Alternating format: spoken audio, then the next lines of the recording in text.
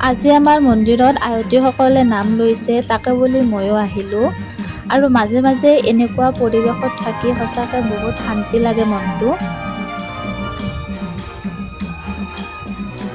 আৰু এয়া মুনুৱে বোলে তাল বজাবলৈ শিকে, সেয়েহে অলপ তাল বজাবলৈ শিকুৱাই দিলোঁ।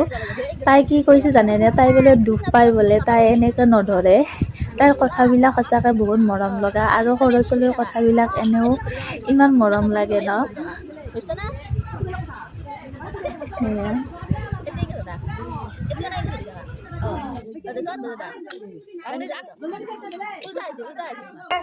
শেষত তাইক এনেকৈ আঙুলিতে বান্ধি দিলোঁ। আৰু এতিয়া প্ৰসাদ খাবৰ টাইম হ'ল। এয়া কবিতা পেহী, তাই বোলে ভিডিঅ' বনাই, সেইকাৰণে বনালোঁ। আৰু চাহৰ লগত দিছে আজি জিলাপি আৰু বিস্কুট, ধুনীয়াকৈ খালোঁ।